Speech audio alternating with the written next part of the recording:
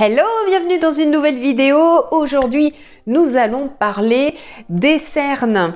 Donc, on va explorer les causes des cernes, différents types de cernes qui existent, ce qu'il faut apporter pour solutionner tout ça. Et je vais vous partager à la fin de cette vidéo ce que moi j'utilise pour diminuer les cernes et les poches. Moi, je suis naturellement marquée par des cernes assez sombres, assez grises. C'est la solution que j'ai trouvée pour moi. Et puis comment les camoufler un petit peu avec le maquillage. Alors, première chose, pourquoi est-ce que nous avons des cernes? Eh bien, ça peut être dû donc au manque de sommeil. Je l'avais noté donc à la génétique, ça peut être dû à une maladie, ça peut être une infection, ça peut être une allergie, ça peut être un changement hormonal, une irritation, les expositions UV, une déshydratation. Ça peut venir de la nutrition, déficience en vitamine D, un excès d'alcool, fumée, les écrans et bien évidemment l'âge. Alors vous allez voir qu'il y a différents types de cernes.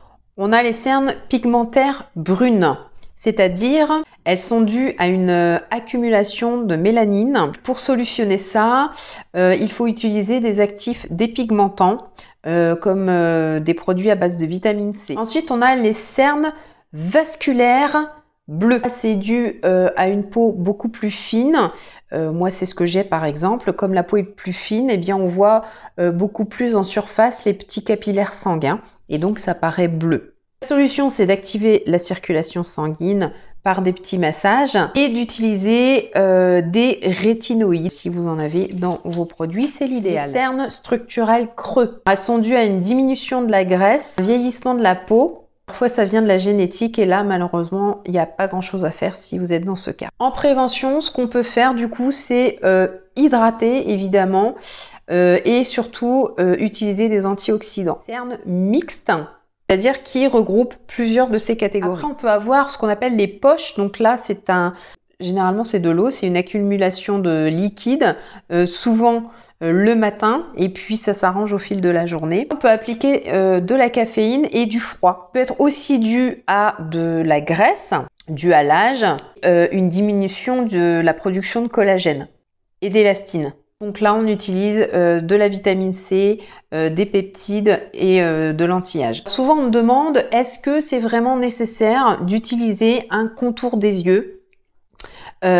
Pourquoi est-ce que je peux pas mettre ma crème habituelle ou autre chose? Je dirais que oui, c'est essentiel de mettre autre chose que votre crème hydratante du jour ou de la nuit, parce que la peau qui se situe autour des yeux est différente parce qu'elle est beaucoup plus sensible, beaucoup plus fine et donc beaucoup plus fragile. J'avais envie de vous partager ce que j'utilise. Moi, j'ai un appareil. À la base, un appareil nettoyant qui comporte plusieurs embouts et il y en a un sur lequel je peux appliquer un embout qui est spécifique pour le contour des yeux. Donc, je vais mettre ma crème autour des yeux qui contient des peptides, de la vitamine C et les ingrédients ageLOC. Alors ça, je vous en parlerai dans une prochaine vidéo. Les produits anti-âge dont je vous parle contiennent ce qu'on appelle la science ageLOC et c'est une science brevetée, hein. Mais c'est intéressant de pouvoir comprendre à quoi ça sert. Ça, je vous ferai une vidéo là-dessus.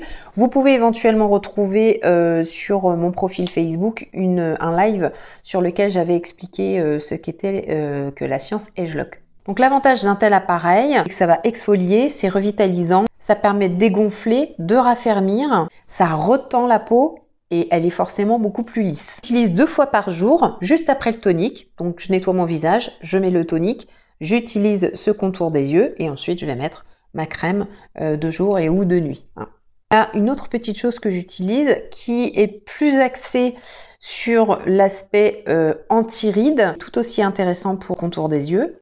C'est un appareil galvanique. Cet appareil galvanique fonctionne sur le principe de base des charges électriques, le courant positif et négatif. L'appareil est aussi chargé en positif ou en négatif.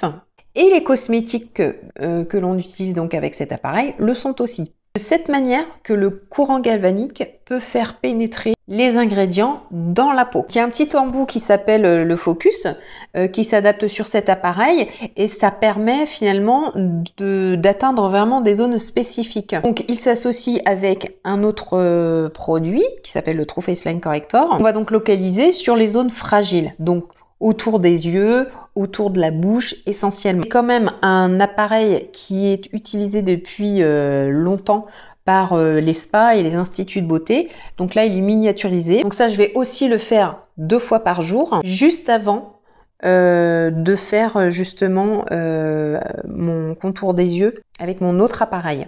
Je vais nettoyer mon visage, je vais mettre le tonique. Je vais ensuite localiser autour des yeux, autour de la bouche, tout ce qui est rides, ridules, donc pour vraiment enlever tout cet aspect plissé. Je défroisse en fait. Je comble les rides. Le produit qui s'associe avec l'appareil, c'est un combleur de rides. Hein, donc on vient remplir les creux, j'ai envie de dire. Je vais utiliser mon autre appareil pour les poches et les cernes. Après, je vais mettre mon sérum et ensuite donc ma crème. Routine beauté. C'est vraiment ce que je fais pour les cernes, les poches, les rides, voilà, tout ce qui concerne les parties les plus sensibles, les plus fragiles, les plus fines, donc autour de la bouche et autour des yeux. Voilà, et moi ça me réussit bien. Alors je vous cache pas que je suis pas toujours assidue, mais j'essaye un maximum. Mais d'ailleurs quand je le suis pas, ça se voit tout de suite. Hein. Les restes de la grippe. On a la possibilité aussi de combler grâce au maquillage. Sachez que c'est très important d'utiliser un correcteur de teint, un anti-cerne, même plus que le fond de teint avant tout. Je dirais même que le fond de teint n'est pas obligatoire dans votre maquillage, mais s'il y a bien quelque chose d'obligatoire, c'est l'anti-cerne pour pouvoir corriger vos cernes et puis localiser effectivement un petit peu partout sur le visage. Là où vous avez besoin de rectifier certaines choses. C'est important d'utiliser un correcteur qui est de la même couleur que votre peau, que votre carnation de peau, voire éventuellement un petit peu plus clair, mais pas trop clair non plus, parce que si vous avez ce souci, comme moi, de cernes vasculaires bleues, donc qui paraissent déjà un petit peu bleues, un peu grises, si vous appliquez un anti-cerne trop clair, en fait, vos cernes vont paraître encore plus grises. C'est pour ça que c'est important de ne pas mettre quelque chose de trop clair et de quelque chose qui va tirer un petit peu sur le rosé. Ça vient du coup neutraliser et corriger ce problème de bleu. On va l'appliquer vraiment ici dans le creux, on va le filer un petit peu sous l'œil, mais c'est vraiment ici essentiellement qu'on cherche à éclaircir la zone et à combler. Voilà, et puis un petit peu le coin interne de l'œil aussi. Et de ce fait-là, voilà, on corrige un maximum. Donc ça ne fait pas disparaître hein, les cernes, soyons bien d'accord. Ça les atténue fortement. Voilà, moi d'ailleurs, quand je ne suis pas maquillée, ça fait très très bleu. Et voilà, je suis très très marquée. Souvent carencée en fer, donc ceci explique cela. Voilà en ce qui concerne cette vidéo sur les cernes. J'espère que vous avez appris des petites choses. Dites-moi en commentaire si c'est le cas, si ça vous a plu également. Et puis vous, qu'est-ce que vous faites pour rectifier justement vos petits soucis de cernes? N'hésitez pas à vous abonner à la chaîne si ce n'est pas déjà fait. Un petit pouce pour me dire que vous avez apprécié la vidéo. Et puis moi, je vous retrouve donc pour une prochaine vidéo. Ciao, ciao!